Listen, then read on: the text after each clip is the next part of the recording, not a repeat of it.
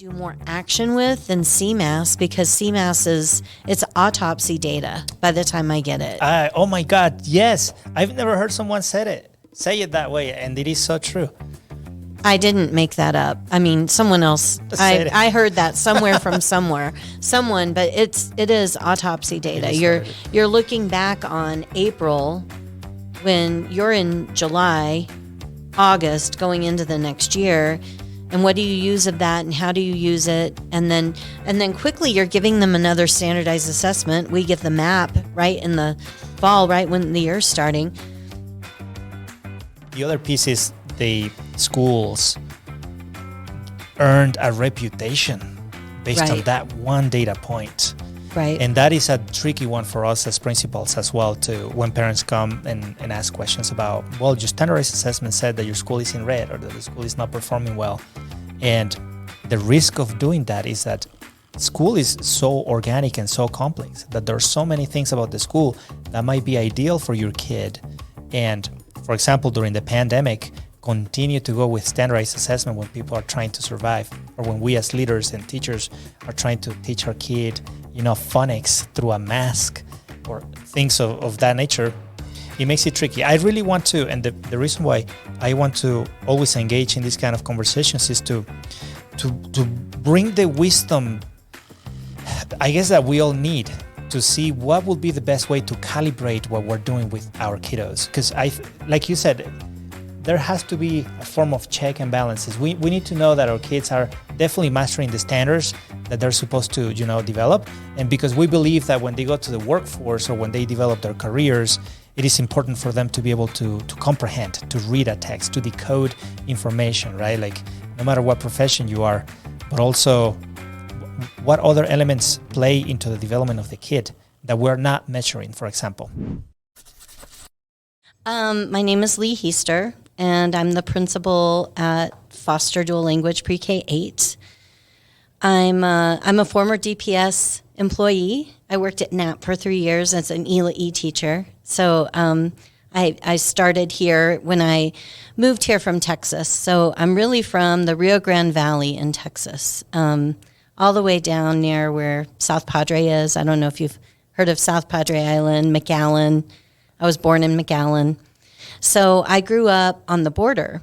I grew up kind of in another country, but it's still the United States.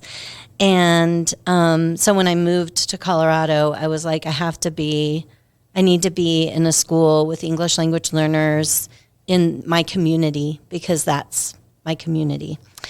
And I was so happy to get a spot at NAP. Still friends with some people that were there.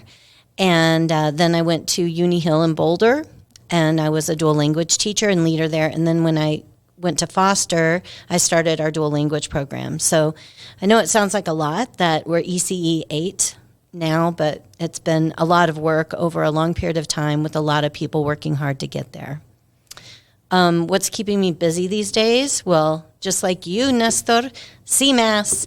I mean, it is wild to me that in this state we still do 3 days of testing for each subject. Like, why? It's crazy. Why do we do that? It's not necessary. Other states don't do that. We're not better or smarter than any other state. Let's just, here, I'm going to put a plug in. Let's just have 1 day of testing per grade level like they do in Texas. Don't usually reference Texas for everything, but I will reference them for that. Because it takes so much time away. And, I mean, it changes our whole schedule for 3 weeks, really. And then as a K-8, where we have 3rd through 8th grade testing, it's just a lot. And we have to change everyone's schedules to make sure that kids are testing first thing in the morning when that's not normally when they would have the time to. So that's been keeping me busy, and I'm not even really running it. My assistant principal, like your AP, is doing really most of that work, the hard part of it. Thank you, Sherry, for that. But I and my instructional coaches are really doing a lot of that work too. But it's messing with everything else, and then I'm picking up those other pieces. And in the meanwhile, trying to hire, it's budget time, thinking about what else can we do for next year with the budget we have, or trying to get more money since we have more kids. Like, let's just really create this amazing school, and here come all the kids. Wow, that's fantastic. ¿Creciste en el sur de los Estados Unidos? ¿Ahí es donde aprendiste español? Sí, hay mucha gente que habla español en este parte, es primero español en esta parte. Sí, okay. But I grew up speaking English. Okay, and I didn't really start, I think, really embracing Spanish, as it just kind of was around me and I wasn't really thinking about it until I was in college and spent time in Campeche, Mexico, and the Yucatan. People think it's funny that for Christmas in my house we have tamales and chile, and that's just what we have. That is what we eat. We don't have turkey, and we didn't appropriate that. That's how I was brought up. That's what my mom makes. That's so cool. Anyway, I don't even know if you want to keep this part in the podcast, because it's kind of going down a who knows what kind of rabbit hole that is in terms of people. But when I came to Foster, yes. I felt like we could create that kind of bubble that I grew up in, mm-hmm. where Spanish was as important or more important than English. Yes. And we all lived together, and we were happy and not really looking at our differences, more looking at, oh, hey, you love to play football, so do I, or you love to play guitar, let's go play guitar. It wasn't about the color of our skin or our culture, yes. as much as the culture we celebrate together. Together, yeah. That's beautiful. And so I was intentional about that. And I learned a lot at Uni Hill, being on the leadership team there and watching other dual language schools and different issues they went through in mm-hmm. terms of native Spanish-speaking families not feeling like they had power. And how could I structure things so they felt like they had more power? Or native English-speaking families taking over everything. Mm-hmm. And not intentionally, but just like wanting to help, and then all of a sudden you walk in the room and it's a room full of white people making decisions about a school that is not a full school of white people. So, I took all those experiences in building what we have at Foster, and learn lessons along the way, of course. Full disclosure, I did visit your school as one of the exemplar EC through 8 dual language schools when we started. Well, I've been thinking about building a K through 8 from 5 years. So this is a 5-year dream that I've been with the community. But we have visited your school, and it is definitely a beautiful place. And the energy, the welcoming vibe that you get when you walk in, and the kids in the classroom, visiting those middle school classrooms, looking at that robotics lab and all that maker space, and then you sharing, so passionate about your school. It really inspired me. And that's one of the reasons why I really wanted you to be here recording this episode. And I'm saying this because it is true that there is power in staying in one place, starting something, finishing it, and just embedding yourself with the job. So I really admire the fact that you have dedicated so many years, 20 years, to building that community. And it pays off. I think it's just beautiful just to go there and see and just learn, how you did it, and just get into the level of specificity. And then when on top of that you have a superintendent, or you have this senior leadership that also believe in your work, I think that motivates you to keep going. So it is beautiful. My superintendent, we have a new superintendent as well. And he is fully in support of our communities and how, especially through learning a second language, expressing our identities. And that also inspires me, that encourages me. So it's fantastic. I really appreciate that as well. I remember I was really honored to be given the Kokabe Board Award in 2021. And my superintendent was so excited for me. And it was the first time I had someone who was one of my leaders who knew to say Kabe and not Cabe. And so I was like, oh, not only was she like so excited for me, but also Like she really got it, because she's been in school districts that have dual language programs. And so, yes, it's nice to feel like someone understands what you're doing. Yes. In DPS I would say for a decade, but in the last 3 to 5 years, there has been a deep intentional focus on equity and how we can finally just address directly those systems of oppression or those lack of equitable access to our communities. DPS have been doing intentional work, long hours of work everybody's putting into that. And I was very curious to ask you, from your perspective from Jefferson County and in your own school, what do you see our neighbor district doing around the equity piece for our communities?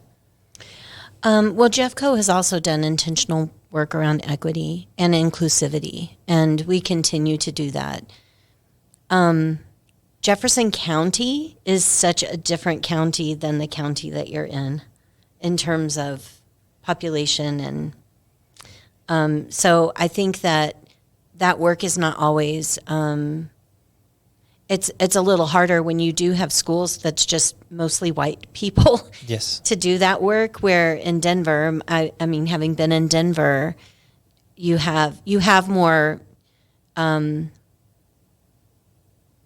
there's more skin in the game to make those changes. And I think that there's a spectrum of where different schools are in JeffCO along that work, but we have people that work really hard towards it. We actually created a new position on cabinet, and Tara Pena now fills that role. I think she's the executive director of family and community and student engagement. And then underneath her is all of the different equity pieces. Gotcha. And so we really needed that person, and that role just was she just started last summer in that role, and it really has been pushing us faster than we ever have before. And that's what we needed. Yeah, absolutely. And I agree. I think every district is doing the equity work in response to the population they have. I think what's shifted this year is that it's not just something people are talking about and learning about. It's something that there's action around, and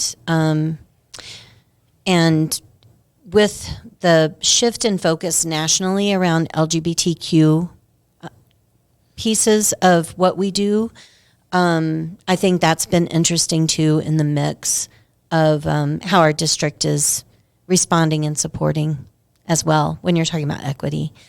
I also want to add, one of the great things that's happened in JeffCO since I've been there is the strong development of a department to really make sure we're translating things correctly, and I still fight against that in terms of, when I first got there, we would take turns at the table who was going to raise their hand and say, is this translated into Spanish?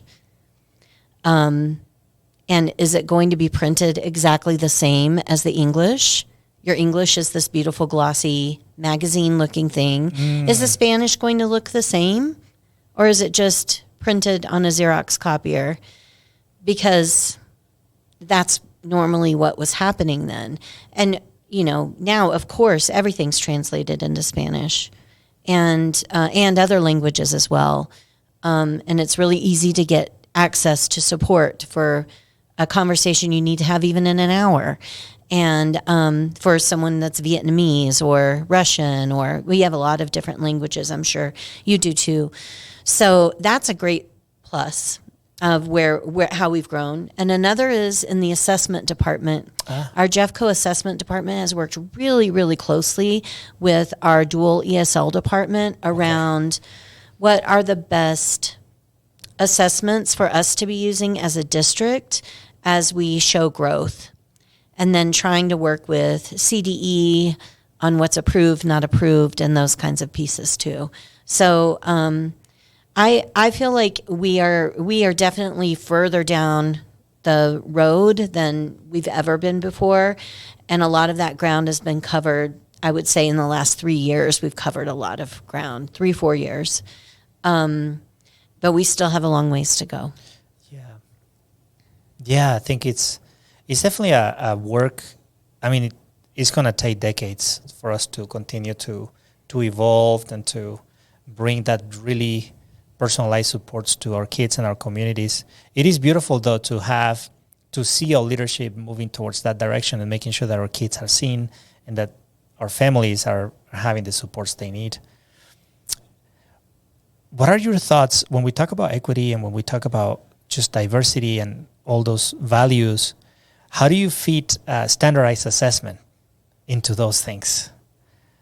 Because my vision, my perception, my attitudes towards standardized assessment is so split. Mm-hmm. In one side, I see, in our society, we all go through a form of standardized assessment to prove that we're competent enough to accomplish things, right? Like we have to take a principal's standardized assessment, and our doctors and our plumbers and our drivers, electricians, everybody has to go through a form of a standardized assessment to prove that you're apt and competent to perform the duties you do. So in a sense, I think that standardized assessments are necessary in that sense. So as a society, we have a mark, we have a bar of what determines quality. But on the other side, I look at standardized assessment as just one way to measure a whole child, a whole life. And I really don't know what to do with that, with those two thoughts. Many of my colleagues are very passionate about, let's just get rid of it. Let's just, find other ways to serve our kids. But I don't know if that is the wisest thing to do. But I also know that our kids are way more than what they can do in a 3-day testing the same content. Mm-hmm. And also taking the test almost a month and a half before the school year is over. They have like 9 weeks left of school. And we don't even get the scores until the next school year. So, yeah. Well, we test too much. We assess too much. We don't leave enough time for teaching, especially right now. I was around when the access test was developed, and what we used previous to that, even. And the idea behind that initially was this would take the place of CMAS, so our language learners would have a test that would be more accurate to what they know and don't know. But now we just test them with both. I feel like the bar keeps rising, and people keep trying to get us to do more with less.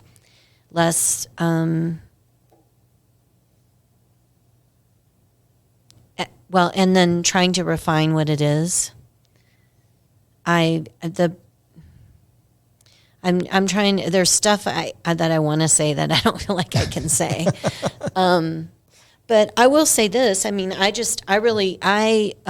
don't think that standardized testing serves the need that people feel like it serves, and tells the story that people feel like it tells.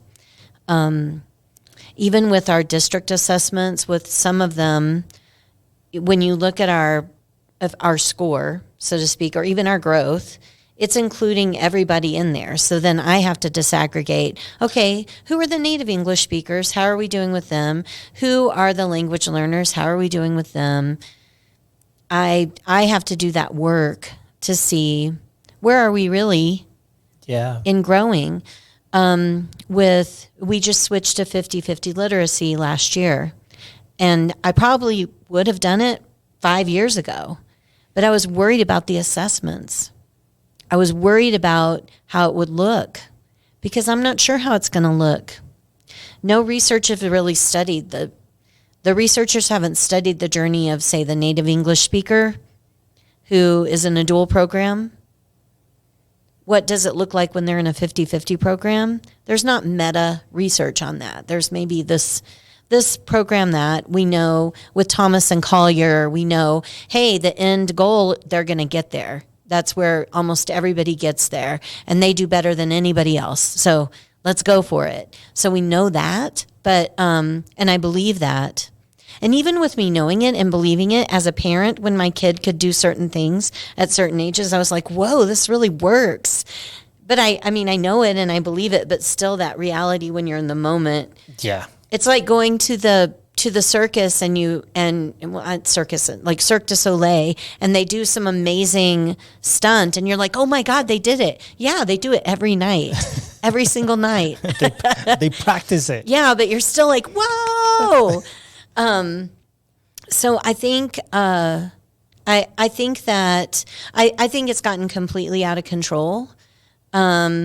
I came into teaching right when testing started in Texas, and then I came here and I watched the same thing happen here, and a way to really, give parents information about schools. But it really, what information does that really give you? I think there should be checks and balances about, are our kids measuring up nationwide to other kids? And I think there are lots of other assessments, even standardized ones, we could do that are throughout the year. Like we do the MAP assessment, I think you do too, where that at least shows us beginning, middle, end. Are we showing growth? What quartile are we in? Why are we in that quartile? What do we need to do to change that for this group of kids? That information I do more action with than CMAS, because CMAS it's autopsy data by the time I get it. Oh my God, yes. I've never heard someone say it that way, and it is so true. I didn't make that up. I mean, someone else. I heard that somewhere from someone, but it is autopsy data. You're looking back on April when you're in July, August, going into the next year, and what do you use of that, and how do you use it, and then quickly you're giving them another standardized assessment. We give the MAP right in the fall, right when the year's starting, and then and lots of January. others. Yeah. So it's like, okay, this is the new data. Let's move forward with that. The other piece is the schools earned a reputation based on that one data point. Right. And that is a tricky one for us as principals as well, too, when parents come and ask questions about, well, your standardized assessment said that your school is in red or that the school is not performing well. And the risk of doing that is that school is so organic and so complex that there are so many things about the school that might be ideal for your kid. And, for example, during the pandemic, continue to go with standardized assessment when people are trying to survive, or when we as leaders and teachers are trying to teach our kid, phonics through a mask or things of that nature. It makes it tricky. I really want to, and the reason why I want to always engage in these kind of conversations is to bring the wisdom, I guess, that we all need to see what will be the best way to calibrate what we're doing with our kiddos. Because like you said, there has to be a form of check and balances. We need to know that our kids are definitely mastering the standards that they're supposed to, develop. And because we believe that when they go to the workforce or when they develop their careers, it is important for them to be able to comprehend, to read a text, to decode information, right? Like no matter what profession you are, but also what other elements play into the development of the kid that we're not measuring, for example, or that we are not prioritizing. Right. So it is so tricky. Well, the other part about it is, for the most part, people in leadership above principals, like at the district level, a lot of people at that level, it's not like they did any differently or better with kids in school. I mean, no one has had to deal with what we're dealing with now. And most people. We're not in a school building during the pandemic with kids. Most people weren't. They were making decisions. They were from the outside looking in, trying to let's try this, let's try that. But the world we've been living in, and also with the standards, it's a higher level of standard than we've ever had in education. And so if you keep making it harder and harder to show success with a student, what does that look like for public education? Because we serve everyone, and 100%. We don't turn anyone away, really. 100%. And so I think, and we're dealing with so much more, too, than we were 20 years ago. Well, I should say more like 25 years ago. Columbine happened in 98, I think. And that's when school shootings really started taking off. And Columbine was in my district. So I've sat next to Frank DeAngelis, who was the principal at Columbine, in trainings before. And, you know, there's so much, and you've just had to go through this tragedy in DPS. So it's so hard. And then parents, of course, and the community focus on, now we're worried about safety. Now we're worried about this other thing. Now we're worried about, what about this homeless group that's nearby?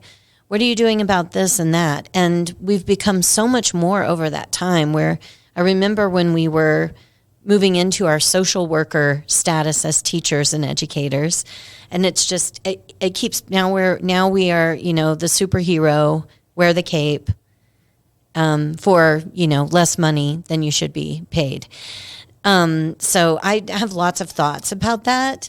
But I guess my biggest thing is that even the people who put the standards together, and I believe the standards are good, there's no way to teach all of those standards in 1 year. And no one has said, this is how you teach these standards all in 1 year. We keep trying to create this system here in this country that other countries would never create, that do so much better than we do on those like national assessments. Like Finland, for example. Like, let's learn. Yeah, they give their teachers so much planning time. Yep. So that the time they have with kids is really well thought through and developed in the right way. But we don't want to learn about that. And teachers are valued. Teachers have, yes. I wouldn't say a sacred status in society, but teachers have a special recognition. Somebody who are very key agents in the development of the kids. Japan, for example, I did a podcast yesterday, and we were talking about gradings and in relation to standardized assessments. In Japan, they don't give. I might be wrong. Anybody can fact check me on this one. I'll do my own fact checking after this episode. But Japan apparently doesn't assign grades to kids until they're 8 or 9 years of age. Mm-hmm. All kinder, first and second grade is outdoor playing. They're turning the kinder classroom into little parks, and kids are climbing trees. Many of them are just running barefoot and just developing that stimulus, that sensor self-regulation, and all those human nature basic common sense developmental attributes that you need to have before I test you on 2 + 2 or tell me the alphabet. Just going back to that idea of Finland, there are many other elements that we know, like neuroscience. There are many things about research in brain and human development that are telling us every day that kids and humans develop in many other ways that have nothing to do with the way we test them. But I really love how you connected the idea of standardized assessment with gun violence and the dysfunction that we as a public institution, public service institution are facing. And it is making me think of many other topics that we have discussed, but one of the topics that is this conversation is taking me back is to the fact that the classroom and the public school and the public institution with the years is becoming the place where everything has to be fixed. And I think that's I think I'm perhaps paraphrasing you a little bit. So teachers have to be, social workers, psychologists. Now we have to know how to stop a shooter. And Ron Cabrera, I don't know if you know who he is, but he was the interim superintendent. When we did the episode, he was, I don't think he was trying to be pessimistic, but he was realistic. He was saying, if we continue at this pace, it's just going to explode in our face. Mm-hmm. There is no way that teachers or school principals or everybody who is a part of the school life can solve all the problems that our society is facing. So going from standardized assessment from gun violence, we are faced with a real data of the fact that all these things are problems, but how are we going to solve them? And who else in our society, what other public institutions can partner with us so we can at least begin with dignity in our profession and see, okay, let's just pull things apart and let's see who can be in charge of this and do it well. Who's going to work with the mental health of our kids and do it well. Putting a social worker for a 300 kid school, it is not going to work, friends. Right. Putting a teacher in a classroom with 35 students is our district's maximum capacity for a classroom. Oh my God. So it is not going to work. That's huge. And you know why it's not going to work? Because we've done it for 20 years that way and it has not. So with different standards, with lower standards. Yeah. So that's the challenge, right? Like we know how things are not working and how can we, again, bring that collective wisdom to propose something that might work. Honestly, Nestor, I firmly believe there are people who want it to blow up. You think? I know it. They want public education to blow up. And they want the money they're making from the testing. And they want the money they're making from selling us program after program of things that we already knew how to do. It's honestly I think we'll look back at these 25 years and realize that at some point in time. And how did everybody get suckered that way? But I know there are people, there are people who want to do away with public education. They're pretty open about that. So, and then there are people who really think they're trying to do what's best, but they're not listening to the right people. I think it's really interesting where we are and what's expected of us. I think so. I do agree. In all that structure of perhaps being in favor or against public education, I think oversees the value of every kid. And that's what, to me, motivates me to have these conversations and have these podcasts, but also to show up as a principal and as a father, is the fact that every kiddo, literally every kid that currently exists has the potential to solve any issue that we're facing as a society. Like the solution is not just going to develop the fastest rocket or to the robotics self-driving car. If we nurture the minds and the hearts of every kiddo, when they grow up, they will have within themselves perhaps the solutions to all the issues that we're facing. But the idea that the perceptions that we have of public education or private education, all those things determine perhaps the value of the kids that are going to benefit from either or. And I think I want to invite everybody to think that every kid has the potential to solve all the problems we have. So why not to give them a chance, And developing a system where teachers or school principals are responsible for solving every single issue is going to just explode. And kids are going to continue to be underserved. So I agree completely. The other thing that happens is as we focus more on the growth of kids, are they making it or not? There are people who make decisions that are not always well informed. For example, let's not teach science and social studies in elementary school to kids who are English language learners because they need to learn to read and write. I mean, I've had conversations with people that actually have done that. And then I try to kind of cognitive coach them. Like, so why does anybody need to learn science in elementary school? What's the purpose of social studies in elementary school? Why do we even have standards then? Why wouldn't it be important for people to learn that? Like, do you realize you're focusing so much on this one piece because of the pressure on your school around scores or whatever? And they'll have an argument they feel is valid about, well, everybody needs to read and write. Yeah, but you know what? I hated learning to read when I was learning in those stupid books that didn't really have a good story. You know, it was reading the science book that was interesting to me, reading about frogs when I was interested in frogs, or about the science we were learning about in the process, and the different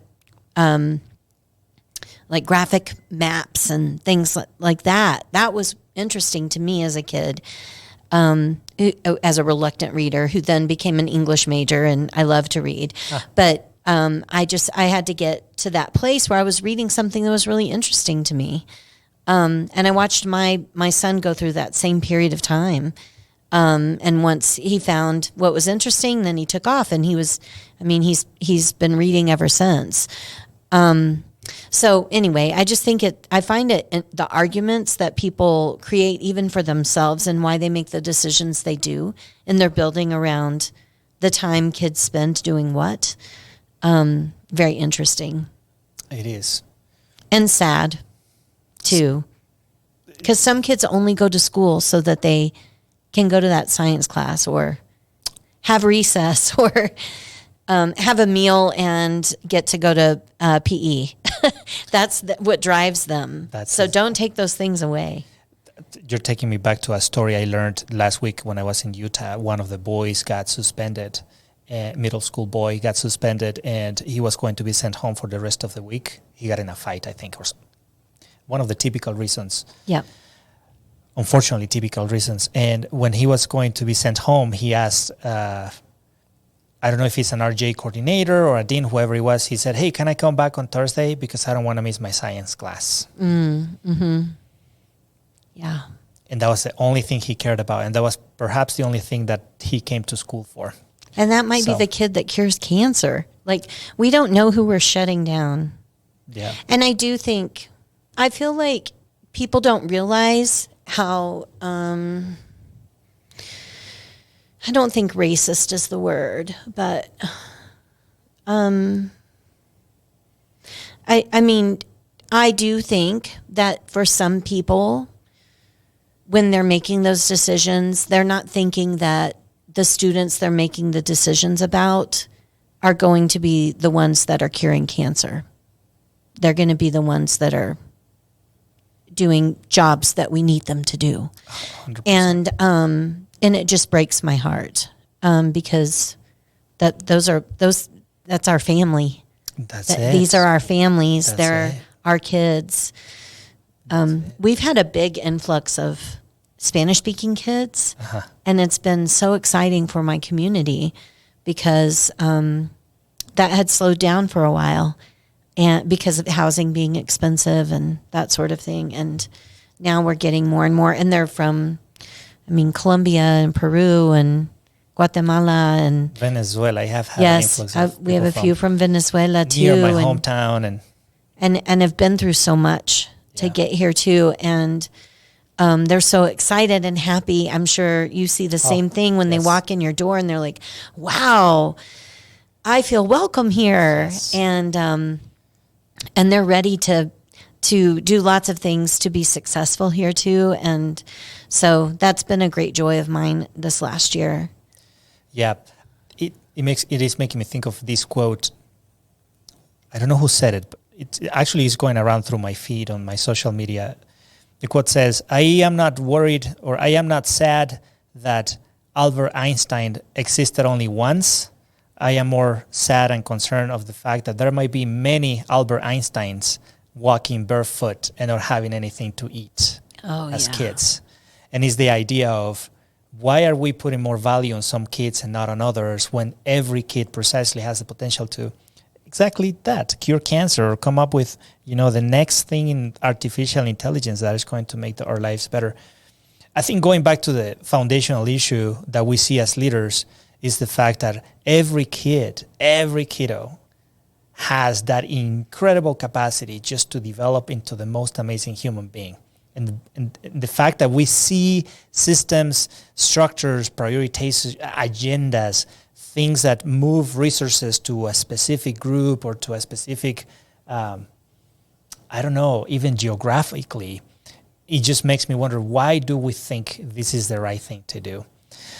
I think I know, and you said it earlier, I think putting pressure on perhaps on families or making people responsible for X, Y, and Z, I think it takes us away from seeing the value of each kid. Leigh, it has been a pleasure. I could talk thank you. with you for Well, we 5 have a more lot hours. to talk about. I really appreciate it. I'm very grateful that you took the trip to meet here and talk. I hope we can connect in the future. And as we get closer to develop our K-8 model, I definitely will reach out with specific questions to Please make it do. happen here. At least learn from your experience. Well, you're welcome to bring a team over. Or we'll help you in any way we can. That's what we do in dual language. Mi escuela es su escuela. Thank you so much. It was a pleasure. Thank you so much.